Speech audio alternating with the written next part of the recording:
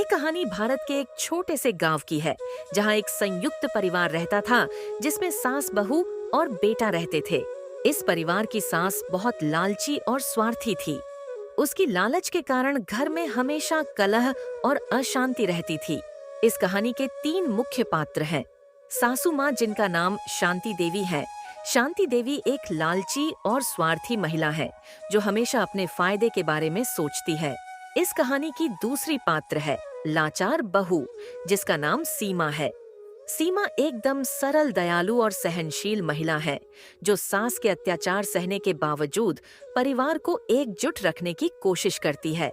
कहानी का तीसरा और आखिरी पात्र है रमेश, जो शांति देवी का पुत्र और सीमा का पति है।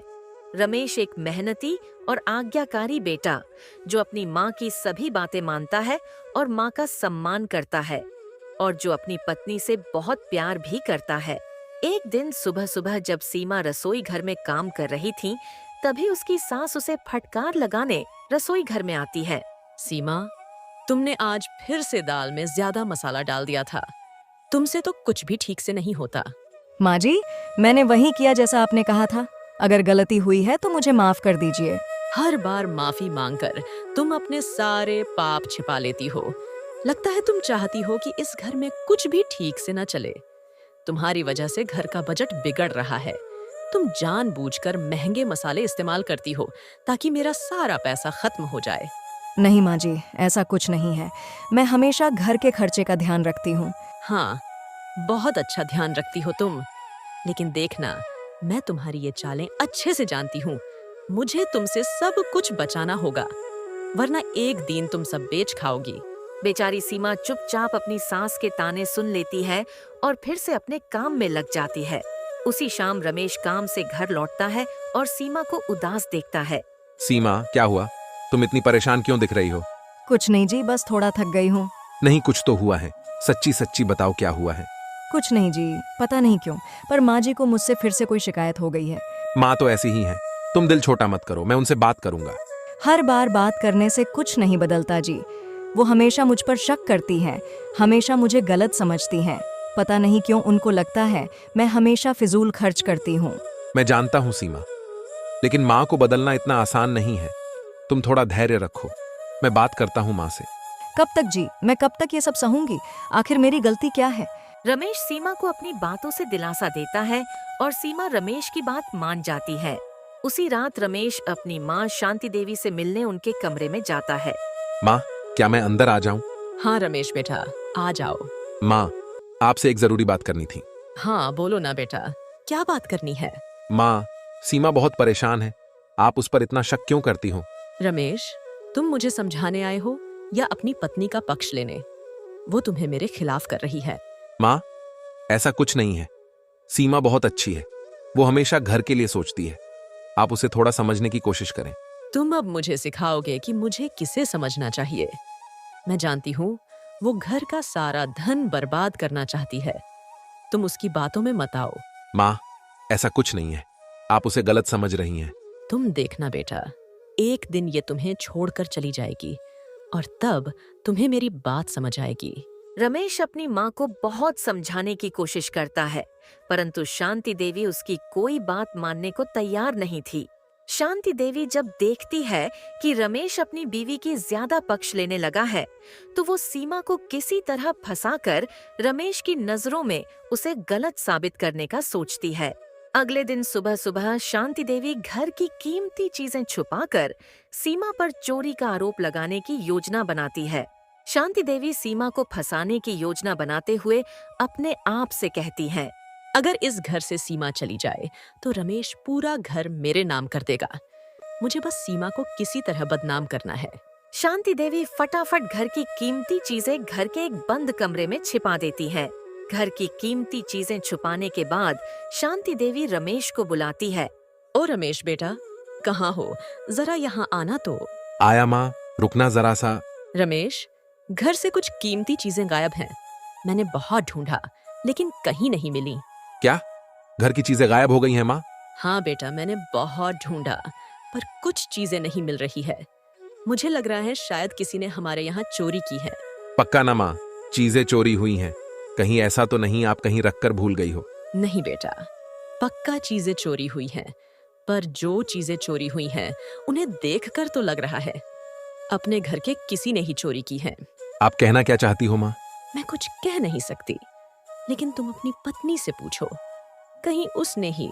ये बोलते बोलते शांति देवी रुक जाती है। अपनी माँ से ऐसा सुनते ही रमेश थोड़ी नाराजगी भरे आवाज में कहता है, माँ, आप ये क्या कह रही हैं? सीमा ऐसा नहीं कर सकती। मैं बस तुम्हें आगाह कर रही हूँ, तुम खुद जाकर उससे पूछ लो। माँ से इस तरह अपने पत्नी के बारे में सुन रमेश को वैसे तो बुरा लगता है, परंतु वो अपनी माँ की बात पर भरोसा कर अपनी पत्नी से इस बारे में बात करने जाता है। रमेश सीमा से चोरी के सिलसिले में बात करने अपने कमरे में जाता है। सीमा, मुझे तुमसे कुछ बात करनी है। बोलो ना जी, क्या बात करनी है आपको? सीमा, माँ कह रही हैं कि घर से कुछ कीमती चीजें गायब हैं। क्या तुमने उन्हें कहीं रखा है? नहीं रमेश, मैंने कुछ नहीं लिया। आप मुझसे ये सवाल कैसे कर सकते हैं? माँ को इस बारे में शक है कि शायद वो चीजें तुमने ली हैं। मैं सिर्फ सच जानना चाहता हूँ। रमेश से इस तरह की बात सुन सीमा रोने लगती है। आप भी मुझ पर शक कर रहे हैं? आपने ऐसा सोचा भी कैसे कि मैं अपने ही घर में ऐसा कर सकती हूँ? सीमा, मैं नहीं जानता कि क्या सच है, लेकिन माँ ऐसा कह रही हैं। तो मैं आपके लिए क्या हूँ रमेश? बस एक इल्जाम। रमेश से इस तरह चोरी का इल्जाम लगता देख सीमा आहत होकर घर छोड़ने का फैसला करती है।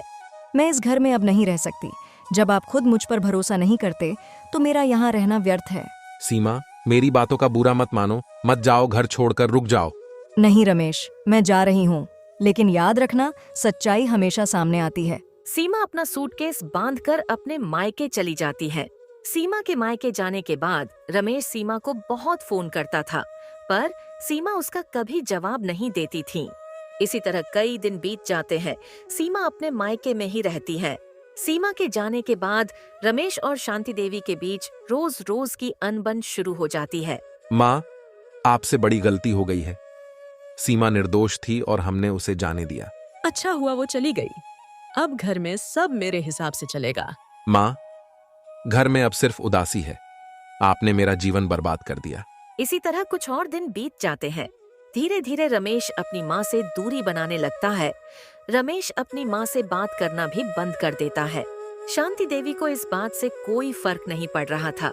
उसे बस अपने घर पर अपना हक बनाए रखना था और इस चीज के लिए वो हर पल नई योजनाएं बनाती रहती थी। इधर दूसरी तरफ रमेश बिना सीमा के अब परेशान सा हो गया था, परंतु इस बारे में वो अपनी माँ से भी बात नहीं कर पा रहा था।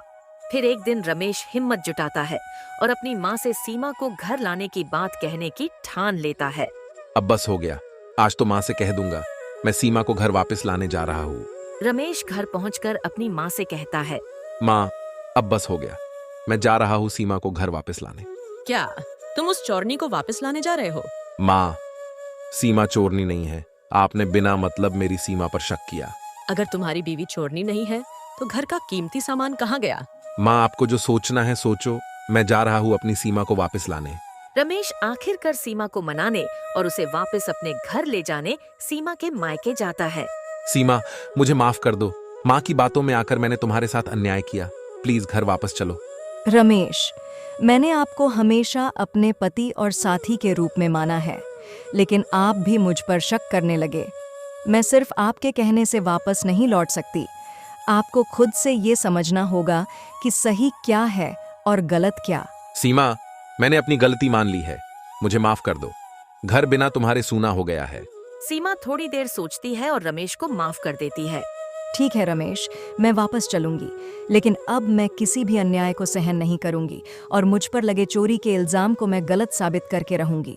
ठीक है, तुमको जो सही लगे करना, बस अब तुम घर वापस चलो। रमेश सीमा के साथ अपने घर लौट जाता है। माँ, ओ माँ, देखो तो कौन आया है। रमेश की आवाज लगाने पर भी शांति देवी जवाब नहीं देती है। शांति देवी का ये स्वभाव देख सीमा समझ जाती है अब भी कुछ नहीं बदला और उसे अपनी शातिर सास के और नए नए योजनाओं से सावधान रहना होगा। शांति देवी को अपनी बहू को देख बिल्कुल प्रसन्नता नहीं हुई। वो अपनी बहू को देख मन ही मन सोचती है, कुछ दिन रह लेने देती हूँ इसे और फिर कोई नई योजना बनाकर इसे फंसा दूंगी, तब जाकर मेरे बेटे को समझ आएगा कौन सही है और कौन गलत। फिर कुछ दिन शांति से बीत जाते हैं। शांति देवी भी फिलहाल अपनी बहू को फंसाने के लिए कोई नई योजना नहीं बनाती है। फिर एक दिन शांति देवी सोचती है। चलो अपनी इस बहू को थोड़ा डरा कर रखती हूँ।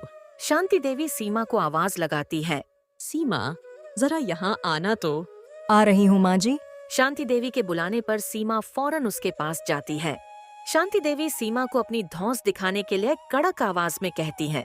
अब तुम आ ही गई हो तो मेरी बातें मानकर चलना, वरना तुम जानती हो कि मैं क्या कर सकती हूँ। अपनी सास से इस तरह की बात सुन सीमा भी कड़क आवाज में कहती है। माँ जी, अब मैं चुप नहीं रहूंगी। जो सही है वही करूंगी और जो गलत है उसे सबके सामने लाऊंगी। सीमा से इस तरह का जवाब सुन शांति देवी हैरान हो जाती है और मन ही मन सोचती है। अब समय है कोई योजना बनाकर इसे यहाँ से भगाने की। फिर एक दिन अकेले बैठे बैठे शांति देवी सोचती हैं। चलो, अब बहुत दिन रह ली मेरी बहू, अब फिर से इसे फंसाने का टाइम आ गया है। शांति देवी अपने गहनों का डिब्बा उठाकर उसे छुपाने अपने बंद कमरे की तरफ जाती है, परंतु सीमा इस बार उसे देख लेती है और सावधान हो जाती है। सीमा ये देख फौरन रमेश को फोन कर घर जल्दी आने बोलती है। शाम को जब रमेश घर आता है तो सीमा रमेश से कहती है। आपकी माँ फिर से मुझे चोर साबित करना चाहती हैं। कहना क्या चाहती हो? मैं क्या कहना चाहती हूँ वो मैं बाद में बताती हूँ। पहले आप मैं जो बोलूंगी वो करोगे, ये वादा करो। हाँ, वादा करता हूँ। बोलो क्या करना है। देखो जी, मैंने अपनी आंखों से माँ जी को अपने गहनों का डिब्बा पुराने वाले बंद कमरे में ले जाते देखा है। देखना, कल माँ जी मुझ पर पक्का उनके चोरी होने का इल्जाम लगाएगी। पर मैं चाहती हूँ कि जब माँ जी अपने गहनों की चोरी वाली बात आपको बोले तो मैं जो अभी आपको बोल रही हूँ वही बातें आप माँ जी से बोलोगे। मैं कुछ नहीं समझ रहा हूँ, चल क्या रहा है, साफ साफ कहो। सीमा उसको अपना सारा प्लान समझा देती है। फिर अगली सुबह शांति देवी अपने नाटक का आरंभ करती है और जोर जोर से रोने लगती है। हाय राम, मैं तो लुट गई, किसी ने मेरा गहनों का डिब्बा चुरा लिया। शांति देवी फौरन अपने बेटे को आवाज देती है। रमेश, अरे ओ रमेश, कहाँ हो बेटा, जल्दी यहाँ आओ। रमेश फौरन अपनी माँ के कमरे में पहुँच जाता है। हाँ माँ, बोलो क्या हुआ, क्यों चिल्ला रही हो इतना? देखा बेटा, मैं तुझे मना कर रही थी ना तेरे इस चौरनी बीवी को वापस लाने। देखा, इसके आते ही मेरा गहनों का डिब्बा चोरी हो गया। जब शांति देवी अपनी चोरी की झूठी कहानी रमेश को सुना रही होती है तभी वहाँ सीमा भी पहुँच जाती है। सीमा को देखते ही शांति देवी बड़े तीखे स्वर में कहती है। देखो देखो, आ गई चोरनी। अपनी माँ से ये बातें सुन फौरन रमेश बोलता है। माँ, अब आपको टेंशन लेने की जरूरत नहीं है, मैं अभी आपके चोर को पकड़ लेता हूँ। हाँ बेटा, फौरन अपने इस बीवी को पुलिस को पकड़वा दो। नहीं माँ, सीमा चोर नहीं है, चोर कोई और ही है। मैं कुछ समझी नहीं बेटा, सीमा चोर नहीं है तो कौन है? माँ, मैंने घर में चोर कैमरे लगा दिए हैं ताकि हमारे घर में क्या क्या चल रहा है सब कुछ मुझे दिखाई देता रहे। रुको, अभी पुलिस को बुलाता हूँ और वो रिकॉर्डिंग पुलिस को दिखा देता हूँ। शांति देवी कैमरे की बात सुन डर जाती है। कैमरा? तुमने कब घर में कैमरा लगा दिया? माँ जी, उसे कैमरा नहीं सीसीटीवी कहते हैं। अभी पुलिस आएगी और सीसीटीवी में देख असली चोर को पकड़ लेगी। शांति देवी सीसीटीवी की बात सुन डर जाती है और डर के मारे सारी बातें रमेश को बता देती हैं। मुझे माफ कर दो रमेश बेटा, पुलिस को मत बुलाओ, मैंने ही अपने गहने पुराने कमरे में रख दिए हैं। मुझे माफ कर दो, मैं बस सीमा बहू को फंसाना चाहती थी। अपनी माँ से सारी हकीकत सुन रमेश अपनी माँ से कहता है। माँ, आपकी लालच की चक्कर में आपने मेरे अच्छे खासे रिश्ते में दरार पैदा कर दी थी। देखा माँ जी, मैंने कहा था ना, इस बार मैं अन्याय नहीं सहने वाली हूँ। हाँ बहू, मुझे माफ कर दो, मुझे पुलिस के हवाले मत करो, अब से मैं ऐसी गलती कभी नहीं करूंगी। शांति देवी के इतना गिड़गिड़ाने पर सीमा रमेश से कहती है। सुनो जी, माँ जी को माफ कर दो, आखिर माँ जी ने अपनी गलती मान ली है। शांति अपनी बहू की हाँ में हाँ भरती है। बस फिर क्या था, शांति देवी भी सुधर जाती है और सीमा पर लगा इल्जाम भी झूठा साबित हो जाता है। फिर सीमा और रमेश अपने कमरे में लौट जाते हैं और रमेश भी सीमा से माफी मांगने लगता है। सीमा, मुझे भी माफ कर देना, माँ के कहने पर मैंने तुम पर शक किया था। इसमें आपकी कोई गलती नहीं है, ये तो बस आप माँ जी की बातों के वजह से बहक गए थे। हाँ, पर कुछ भी कहो, तुम्हारा झूठा सीसीटीवी वाला आइडिया काम तो आया। बिना किसी सबूत के माँ ने अपनी सारी गलती मान ली। पर अब जब माँ ने अपनी गलती मान ली है तो अब से हम सबको मिलकर रहना होगा। तो दोस्तों, इस तरह से सीमा के एक आइडिया ने उसकी लालची सास को भी सबक सिखा दिया और अपने ऊपर लगे झूठे इल्जाम को भी गलत साबित कर दिया। दोस्तों, इस प्रकार की और शानदार कहानी देखने के लिए अभी हमारे इस चैनल को सब्सक्राइब कर ले।